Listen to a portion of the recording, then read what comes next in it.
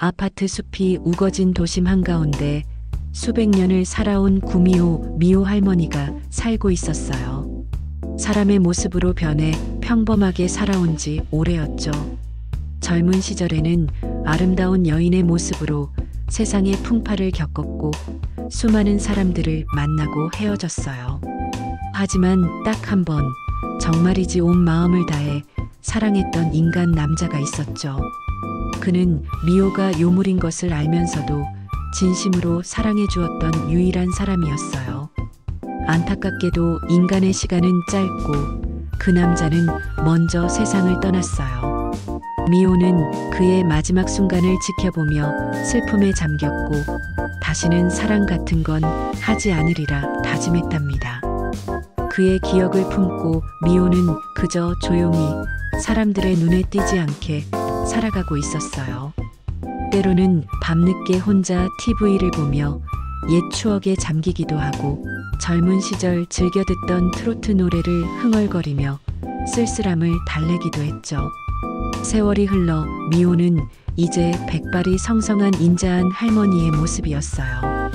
아침마다 동네 공원에서 스트레칭을 하고 경로당에서 친구들과 화투도 치며 평범한 노년의 삶을 보내고 있었죠.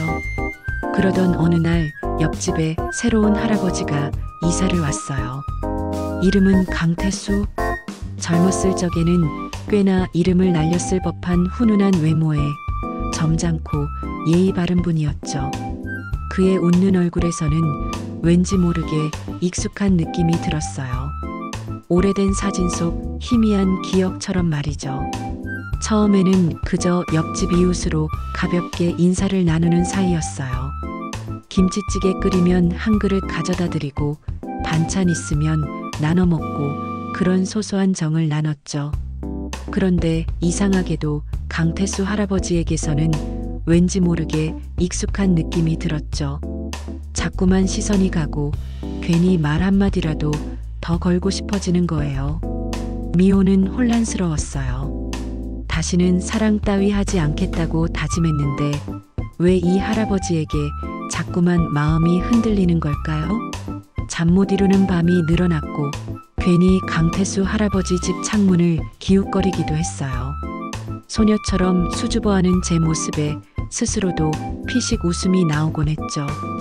가끔은 강태수 할아버지가 마당에 물을 줄 때 슬쩍 다가가서 할아버지, 오늘 날씨 참 좋죠?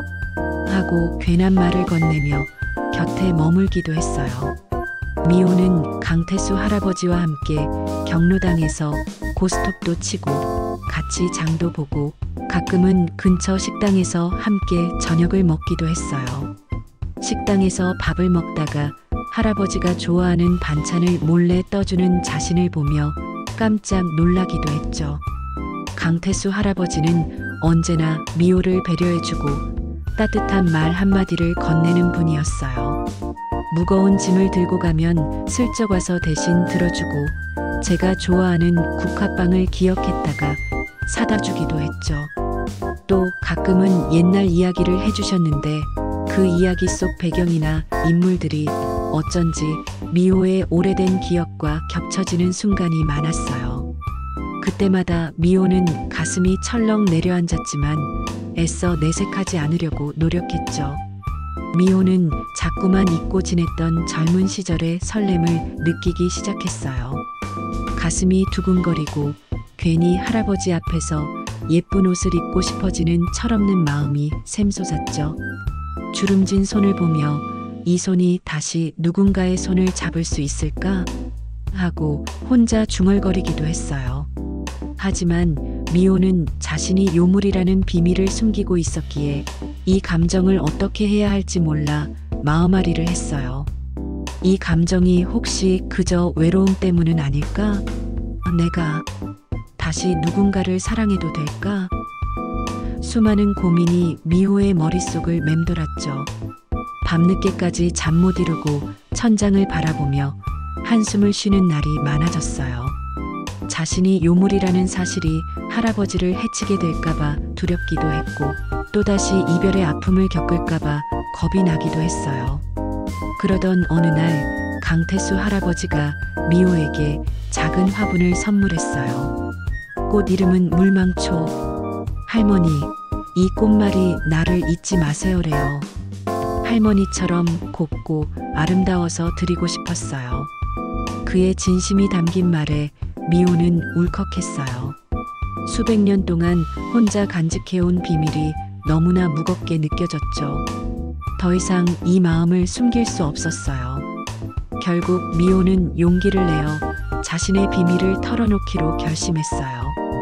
떨리는 목소리로 자신이 구미호라는 사실과 수백 년 전 사랑했던 인간 남자에 대한 이야기를 솔직하게 털어놓았죠.